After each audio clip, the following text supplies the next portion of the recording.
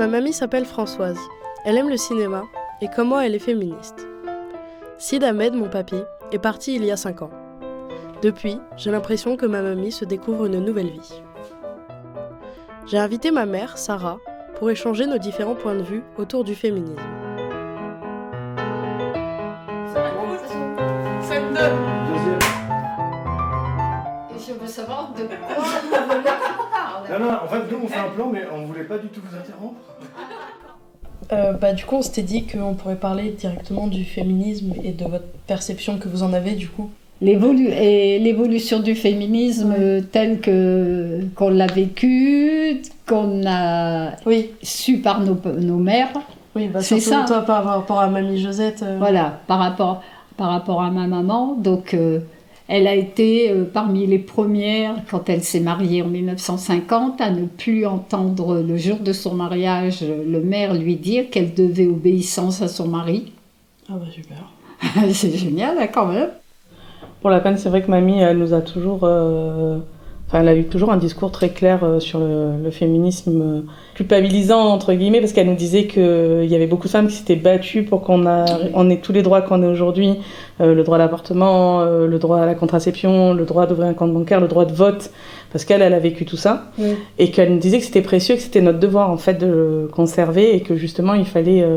C'est presque l'inverse, elle nous poussait à s'affirmer en tant que femme en disant je peux tout faire parce qu'aujourd'hui on m'a ouvert les mêmes droits que les hommes, il ne faut pas que je le laisse filer parce qu'en me remettant en arrière, ça ne serait pas possible. Moi je pense que si j'avais voulu faire chauffeur routier, j'aurais fait chauffeur routier, si j'avais voulu faire pompier, j'aurais fait pompier. Après tu as déjà subi des injustices avec Natixis, tout ça, où il y avait une énorme injustice pareil. Entre les hommes et les femmes, où ça c'était vraiment... Ça, c'est pas pareil, ça existe encore aujourd'hui. On sait très bien que les femmes sont moins payées globalement que les hommes pour un travail identique sur le papier et très souvent, excusez-moi messieurs, mieux rendu par une femme parce qu'on est quand même souvent plus volontaire. On est... Peut-être que ça, pour la peine, ça influe notre façon de travailler. On est toujours à se dire qu'il faut peut-être qu'on prouve quelque chose en plus que nos collègues masculins qui, en effet, arrivent un peu plus souvent en terrain conquis, en fait. Oui, tout à fait. Et encore aujourd'hui, dans les entreprises françaises, la majorité des directions sont des hommes. Là, c'est nous aussi. C'est de là que ça vient dans le Passion Country.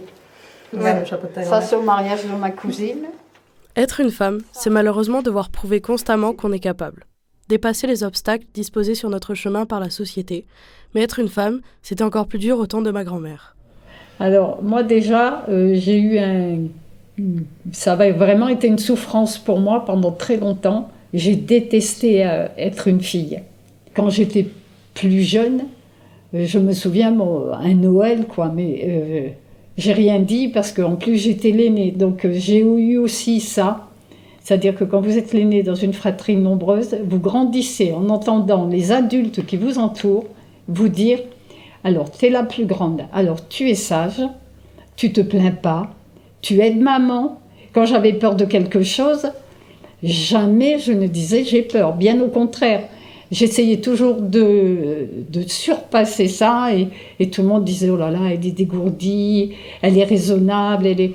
Oui, oui, c'est gentil, mais je me souviens qu'une année à Noël, cadeau de Noël, un landau avec des poupées. Et là, je me suis dit, mon frère avait eu un vélo. Oh punaise, j'ai dit non, mais quelle idée, un landau. Je détestais jouer à la poupée, quoi. C'est après, voilà, à partir du moment où j'ai été tranquille, en quelque sorte, où j'ai pris conscience que depuis, en fait, des années, je ne faisais que obéir à des codes qui étaient fixés par avance. Je remercie ma maman et ma mamie d'avoir participé à ce court-métrage. L'enfance de ma mamie m'était totalement inconnue. J'ai été particulièrement touchée qu'elle se livre à nous aussi sincèrement.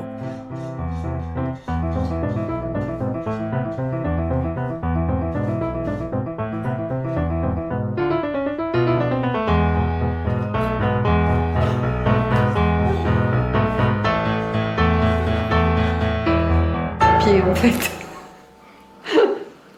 C'est beaucoup de souvenirs. Beaucoup de souvenirs aussi, oui.